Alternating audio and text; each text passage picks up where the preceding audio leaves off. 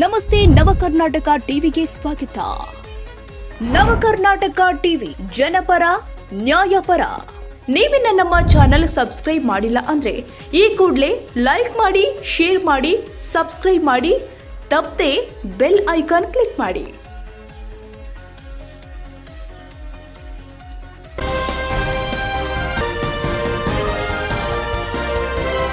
ನೀವು ಕೂಡ 2000 ಹಣ ಫ್ರೀ ಕರೆಂಟ್ ಸೌಲಭ್ಯ ಪಡೆಯುತ್ತಿದ್ದೀರಾ? ಗ್ಯಾರಂಟಿ ಫಲಾನುಭವಿಗಳೇ, ನಿಮಗಿಲ್ಲಿದೆ ಶಾಕಿಂಗ್ ಸುದ್ದಿ. ಗೃಹಲಕ್ಷ್ಮಿ ಯೋಜನೆಗೆ ಹೊಸ ಟ್ವಿಸ್ಟ್. ಮರು ಅರ್ಜಿ ಕಡ್ಡಾಯ. ಮೃತರ ಖಾತೆಗಳಿಗೆ ಹೋಗುತ್ತಿರುವ ಗೃಹಲಕ್ಷ್ಮಿ ತಡೆಯಲು ಸರ್ಕಾರ ಮಾಸ್ಟರ್ ಪ್ಲಾನ್ ಮಾಡಿದೆ. 100 ಕೋಟಿ ರೂಪಾಯಿ ಅನರ್ಹರ ಖಾತೆಗೆ ಈ ಹಿನ್ನೆಲೆ ಕಟ್ಟುನಿಟ್ಟಿನ ನಿಯಮವನ್ನ ಜಾರಿಗೆ ತಂದಿದೆ ಸರ್ಕಾರ. ಗೃಹ ಜ್ಯೋತಿ ಯೋಜನೆಗೂ ಮರು ಪರಿಶೀಲನೆ ನಡೆಯುತ್ತೆ. ಎಲ್ಲ ಫಲಾನುಭವಿಗಳಿಗೆ ಮತ್ತೆ ಅರ್ಜಿ ಸಲ್ಲಿಕೆಗೆ ಸೂಚನೆ ಕೊಡಲಾಗಿದೆ. ಗ್ಯಾರಂಟಿ ದುರ್ಬಳಕೆ ಬಯಲಾಗಿದೆ. ಕಟ್ಟುನಿಟ್ಟಿನ ಕ್ರಮಕ್ಕೆ ಸಿಎಂ ಡಿಕೆ ಶಿವಕುಮಾರ್ ಸೂಚನೆ ಕೊಟ್ಟಿದ್ದಾರೆ. ಅನರ್ಹರಿಗೆ ಹಣ ಹೋಗಿದೆ ಅಂತ ಸರ್ಕಾರವೇ ಒಪ್ಪಿಕೊಂಡಂತಾಗಿದೆ. ಗೃಹ ಜ್ಯೋತಿ ಯೋಜನೆಗೆ ಹೊಸ ನಿಯಮಗಳನ್ನು ಪಾಲಿಸಲೇಬೇಕು. ಗ್ಯಾರಂಟಿ ಯೋಜನೆಗಳಲ್ಲಿ ಅಕ್ರಮ ಬಯಲಾಗಿದೆ. ಡಿಕೆ ಶಿವಕುಮಾರ್ ಮಹತ್ವದ ಘೋಷಣೆ ಮಾಡಿದ್ದಾರೆ. ಯೋಜನೆಗಳಿಗೆ ಹೊಸ ಅರ್ಜಿ ಪ್ರಕ್ರಿಯೆ ಶುರುವಾಗುತ್ತೆ. ಯಾಕೆ ಈ ಕ್ರಮ? ದಿಢೀರಂತ ಸರ್ಕಾರ ಈ ಕ್ರಮವನ್ನ ಕೈಗೊಂಡಿರುವುದು ಯಾಕೆ ಅನ್ನೋದನ್ನ ನೋಡೋದಾದ್ರೆ, ಗೃಹಲಕ್ಷ್ಮಿ ಯೋಜನೆ ಅಡಿ 100 ಕೋಟಿ ರೂಪಾಯಿಗೂ ಹೆಚ್ಚು ದುರ್ಬಳಕೆ ಆಗಿರುವ ಸತ್ಯ ಹೊರಬಿದ್ದಿದೆ. ಗೃಹ ಜ್ಯೋತಿ ಯೋಜನೆಯಲ್ಲೂ ಕೂಡ ಈ ರೀತಿಯ ಸೋರಿಕೆ ತಡೆಗೆ ಕ್ರಮ ಕೈಗೊಳ್ಳಲಾಗಿದೆ.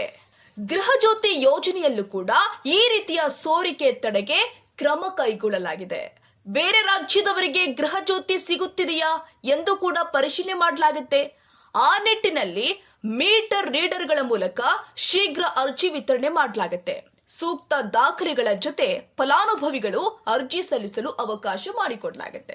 ಆ ಬಳಿಕ ಫಲಾನುಭವಿಗಳಿಗೆ ಫೋಟೋ ಸಹಿತ ಗುರುತಿನ ಚೀಟಿ ವಿತರಣೆ ಮಾಡಲಾಗುತ್ತೆ. ತಾಲೂಕು ಆಫೀಸ್ಗಾಗಲಿ, ವಿಲೇಜ್ ಕಂಪ್ಯೂಟರ್ನಲ್ಲಿ, PDO ಆಫೀಸ್ಗಾಗಲಿ ಬರುವುದಿಲ್ಲ.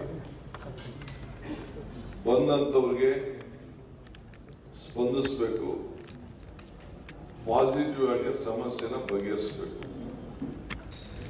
ಇದನ್ನ ಮಾರ್ಗದರ್ಶನವನ್ನು ಕೊಟ್ಟಿದ್ದೇನೆ. ಎಲ್ಲ ಅಧಿಕಾರಿಗಳು 10 ಗಂಟೆಗೆ ಅವರ ಕಚೇರಿಗೆ ಹಾಜರಾಗಬೇಕು. ಎಲ್ಲೇ ಡಿಸ್ಟ್ರಿಕ್ಟ್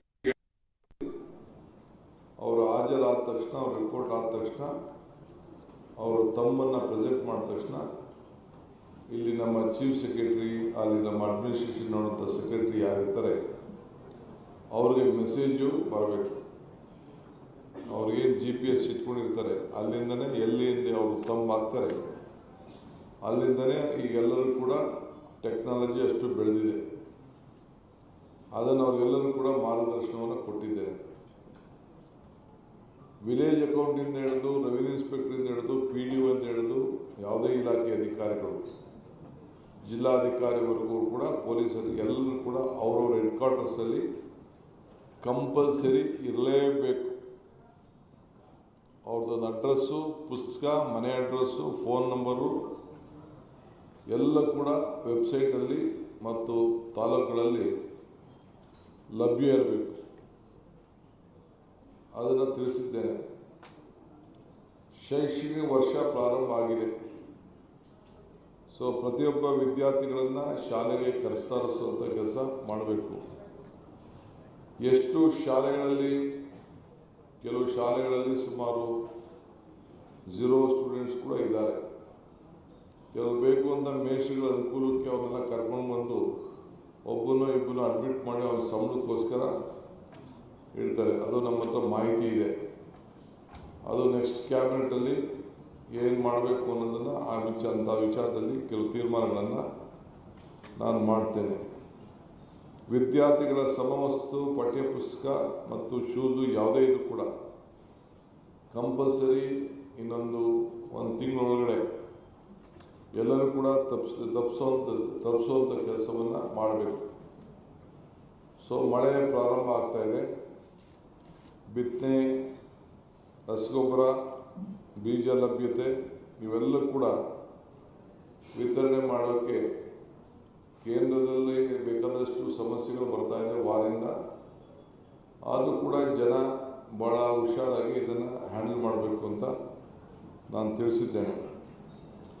ಜೊತೆಗೆ ಲಾ ನೀನಾ ಗ್ಲೋಬಲ್ ವಾರ್ಮಿಂಗ್ ಇಲ್ಲಿ ಉಂಟಾಗುವಂಥ ದೊಡ್ಡ ಸಾಧ್ಯತೆ ಇದೆ. ಸೊ ಅಲ್ಪಾವಧಿ ಮಳೆ, ಕೆಲವು ಕಡೆ ಕೋಸ್ಟಲ್ಲಿ ಪ್ರವಾಹ ಇವೆಲ್ಲ ಕೂಡ ಇದೆ. ನಿನ್ನೆ ತಾವೆಲ್ಲ ಗಮನಿಸಿರಬೇಕು, ಕೆಲವು ಕಡೆ ಸಿಟಿಗಳಲ್ಲೇ ಫ್ಲೈಟ್ಗಳು ಲ್ಯಾಂಡ್ ಆಗಲಿಕ್ಕೆ ಆಗಿಲ್ಲ ಅಂತ ದೊಡ್ಡ ಮಳೆ ಗಾಳಿಯೆಲ್ಲ ಕೂಡ ಪ್ರಾರಂಭ ಆಗ್ತಾ ಇದೆ. ಇದನ್ನು ಭಾಳ ಹುಷಾರಾಗಿರಬೇಕು. ಜೊತೆಗೆ ನಮ್ಮ ಅಗ್ನಿಶಾಮಕ ದಳ, ಫೈರ್ ಫೋರ್ಸ್ ಅವರು ಭಾಳ ಹುಷಾರಾಗಿ ಇದರಲ್ಲಿ ಕಾರ್ಯಕ್ರಮನ ನಿರೂಪಿಸಬೇಕು. ಇದು ಕೂಡ ಅವರೆಲ್ಲರೂ ಕೂಡ ಮಾರ್ಗದರ್ಶನ ಕೊಟ್ಟಿದ್ದೇನೆ. ಈಗ ಜೊತೆಗೆ ಇನ್ನು ಕೆಲವು ಭಾಳ ಪ್ರಮುಖವಾದ ವಿಚಾರ ಏನು